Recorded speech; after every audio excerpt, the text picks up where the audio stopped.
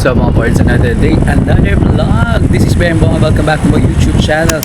For today's video mga parts, it's another Ford Territory vlog. Kasi mga parts, marami marami sa inyo mga nagre-request or nagko-comment na update doon sa aking Ford Territory na magpa 5 years na ngayong November 2026 mga parts. So ngayon nga mga parts, samahan nyo ako. It's another Ford Territory vlog kasi it's my 70,000 PMS.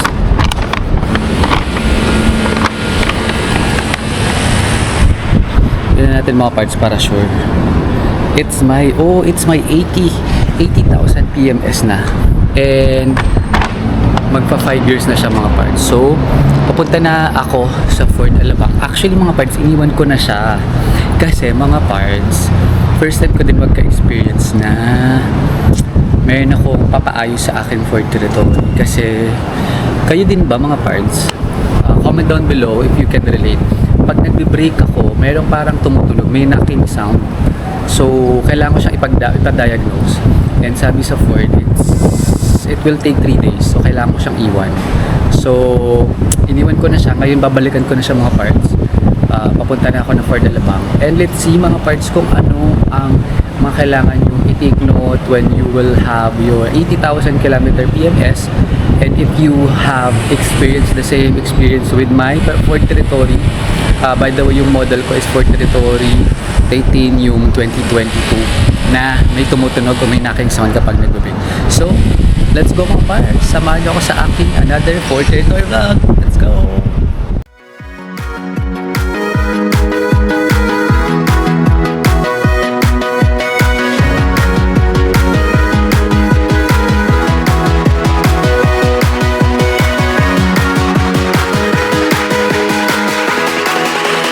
Uno, dos, tres.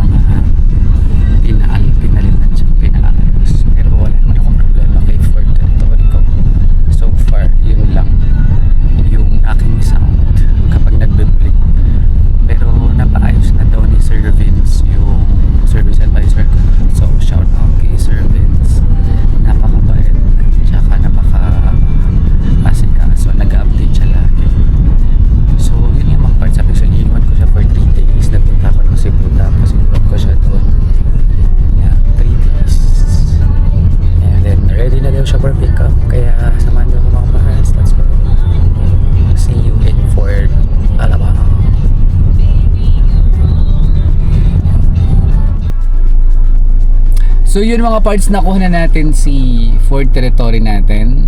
And mga parts, thank you so much kay Ford Philippines and Ford Alabang. Mga parts, nilibre nila ako sa repair.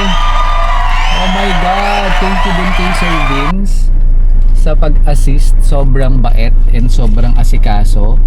Ang galing-galing mo Sir Vince kasi nirecommend niya ako for goodwill. So actually mga parts, diba kanina sabi ko nga sa inyo, medyo kinakabahan ako kasi baka mahal yung bayaran ko. Kasi yung unang quotation, it's 23,000 pesos yung repair nung suspension, tsaka yung tumutunog pag nagbe-brake. Mga parts, as in wala akong binayaran dun sa repair, zero. Thank you so much. Thank you Lord. Alam nyo ata na wala akong pera, nagtitipid ako. Nagtitipid ako ngayon mga parts kasi nga meron akong trip, upcoming trip next week. So abangan mo yan parts. Kaya mag-subscribe ka na sa aking YouTube channel. So yun mga parts, actually ito ayan ang nakalagay kasi doon sa diagnosis ko is knocking sound when braking. So ang nakita nila is found lower arm bushing damage. Ang recommendation is need to replace lower arm ASI. So knocking sound, noise when braking, and yung cause nun o yung mga ginawa nila dun mga parts is dapat ayun, ito pinalitan nila yung bolt, hex, head, bolt, flank, hanks ata, nut, arm ASI, left and right.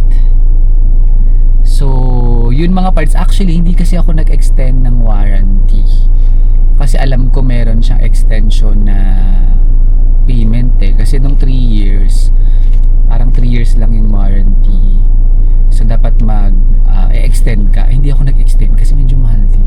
So yung mga parts nilibre nila as in zero, so parang na-cover din siya ng warranty. Tapos nagkaroon ni-align na din nila yung wheel alignment, chinek na din nila yung caster and camber, toe in and toe out, tinest yung unit. Ayun, na-replace and remove yung front, left and right arm ASI, and yan, chinek nila. So mga parts, ang ginawa na lang nila is yung 80,000 km PMS. So yun yung binayaran ko mga parts, kasi yun talaga binabayaran naman talaga yun. So ang nabayaran ko mga parts is, ang total na is 15,372. So yun na lang yung total kong binayaran. Actually na-discount din ako mga parts dun sa PMS kasi original quotation is 18,000. Ngayon it's only 15,372. So ang mga pinalitan naman dun sa PMS ko is ito yung engine wash. Ayun, meron na yan. Teka, bago yun. Ayun, brake cleaner, which is 190. Engine oil, yan, pinalitan. So filter pollen, filter air cleaner, kit element, and yun. Actually mga parts yun pa pala, kasi may promo din actually si Ford na parang meron silang bagong gagamitan sa PMS. So hindi ko na masyado naitinag yung servants kanina, pero naghahanap sila ng 6 unit to test. So nirecommend ni servants yung unit ko, kaya parang nakatipid din ako. Kaya yung total ko na lang dun sa mismong PMS is 7,000. Kaya lang siya naging 15,000 kasi, so 7,000 yung PMS kasi pinaano ko din syempre yung wheel alignment, that's 2,500. And then ano pa ba yung may mga bayad dito, ayun yung anti-back 8,000, nitrogen na hangin 672, engine wash and underwash, that is 1,000. Pinatest ko din yung battery, that is 250. So kaya in total yung mga miscellaneous etc 3,000, and then 2,500 yung wheel alignment plus 7,000 yung PMS, and yung labor cost, syempre meron din yung labor cost, 4,940. So na-discount din ako kasi mga parts siya, syempre may tax pa etc. So yung na-total ko na lang nabayaran mga parts is 15,372. Yun na lang mga parts. Okay, sobrang happy ko mga parts kasi nga sabi ko nga nagtitipid ako, ay pinagdadasal ko talaga na sabi ko, Lord, sana malaki yung babayaran natin kasi nga dami kong gastos and ang dami kong ayun nga, may upcoming trip ako mga parts sa aking dream destination. Kaya kung ako sa mga parts, subscribe ka na para malaman mo kung saan yon. But yun mga parts, sana ay may napulot kayo dito sa aking quick for territory vlog. And sa mga nagtatanong ng mga parts natin, kung meron akong issue, yun lang yung issue ko, yung knocking sound kapag nagbe-brake. Yun lang, wala akong issue talaga dito sa for territory na magpa 5 years na sa November. So finally, and hindi ko pa sure mga parts kung mag-upgrade ako, papalitan ko, bili akong bago, but I'm so happy with my Ford Territory. Ayan, mukha pa talaga siyang bago. So pwede ko rin siyang ibenta in the future. And yun, nakapagpalit na rin ako ng gulong. And yung apat.